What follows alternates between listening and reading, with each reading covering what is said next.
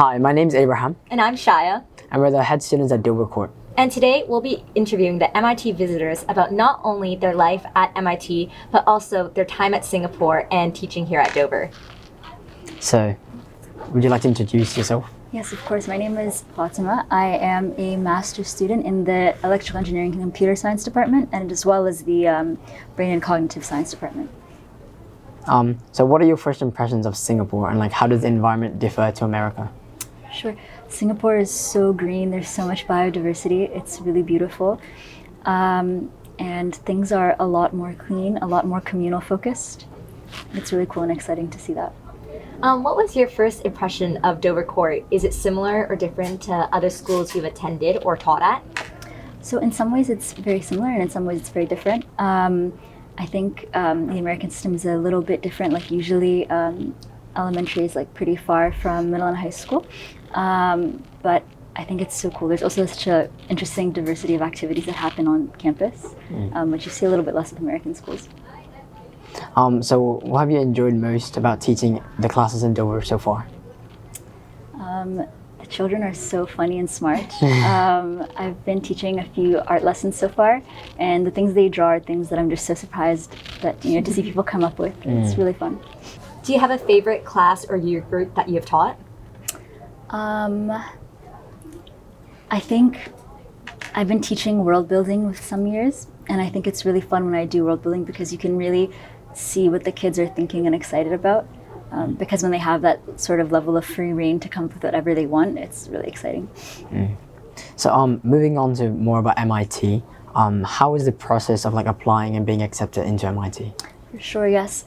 I took, there's a standardized test that people take. You either take the ACT or the SAT, and then you take some subject tests, letters of recommendation, you summarize your activities, and then also they have a few short essays where you're invited to talk a lot about yourself and your interests and your background and things like this. What subjects did you take in high school, and how did that help when getting into MIT? For sure. I think I was really lucky and privileged that the school system that I was part of allowed us to really delve deep into math. So I took the regular calculus levels, as well as they had a program where you could take multivariate calculus at an engineering school.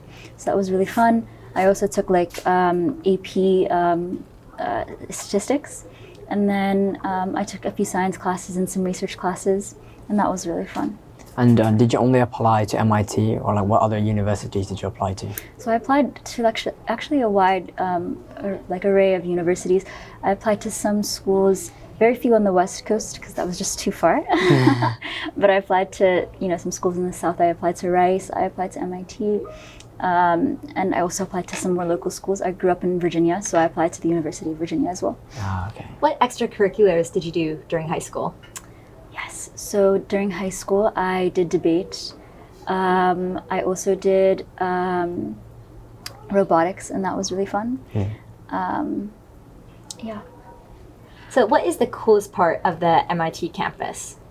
The coolest part of the MIT campus. There are some interactive art displays that kind of have similar technology, so sort of the Connect games.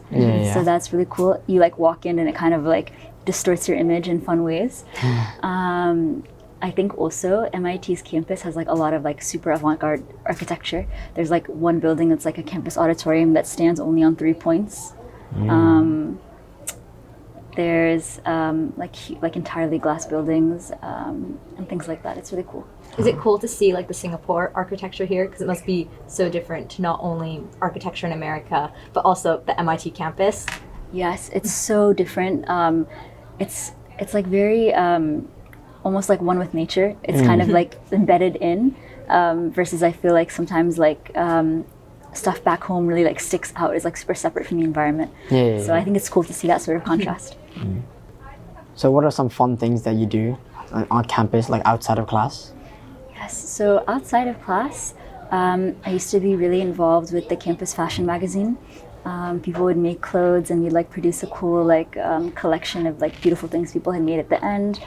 I was also really involved with the Black Student Union, and I still am.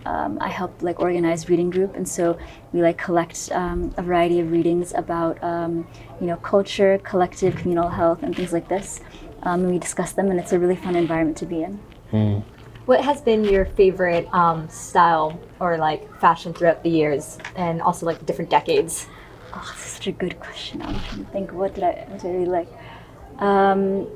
I really like vintage stuff, and one of the reasons why I really like vintage stuff is they use a lot of natural fibers. I really love when people like repurpose like leather and cotton and things like this and silk, and just sort of avoid plastics altogether. It's really beautiful and cool. Do you like thrifting then? Yes, very much. Compared to like North America, thrifting here is not the best. So how is it in America? So in America, it's definitely a task. You go through a lot of clothes. Actually, I used to do some sustainability work. I was involved in a couple of sustainability roles on campus, and we would like sometimes take people thrifting. And there was this one thrifting spot near where we lived, and they had this thing called By the Pound, where they would literally have mountains of clothes, and it's not that sanitary, but you kind of like jump in and go through the clothes, and you take something like 5 pounds of clothing for like $1 or $2 per pound. Wow. It's insanity. In one sentence, how would you describe your favorite course or class, and how would you sell it to a Dover student? This is so hard. I had a couple of classes I really loved. I took one class called Imagination, Computation, and Expression. It was all about virtual reality, creating the spaces, delving into them, so on and so forth. And then I took this other class that was called Principles of Genetic Engineering. We learned all about CRISPR, which is a gene editing technique and process. We learned about all forms of genetic engineering, things like stem cell transplants, blood transfusions, all kinds of stuff. It was really fun. And how would you explain the MIT environment? The MIT environment, it's really fast-paced. People are really pointy, like they tend to have things they really focus on and are interested in, and it's really fun because I feel like there's so much learning just by like osmosis and being around other people. I'm sure this exists in other places as well, but something I experienced and really loved. So would you like a fast-paced learning rather than like a slow and steady? So I think that's a really great point. I think it's really good to spend a lot of time and take your time to really iron out the details and get the fundamentals. But I think also something that I like about fast-paced environments is sometimes looking back at how you were at the beginning of the semester and seeing this sort of steep learning curve that you've been able to kind of climb up and be like, wow, I know so much more than 6 months ago me. When being at MIT, is there something that you've learned or taken interest in that you never thought you'd like get into?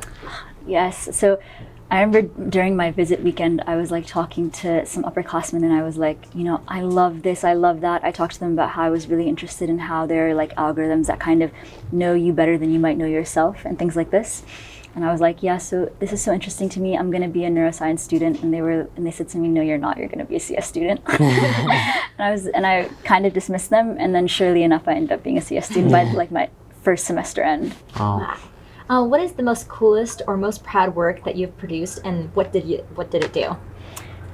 Okay, I worked on a sort of like VR game with some friends that I thought was really fun, and the art was really beautiful. It was really silly.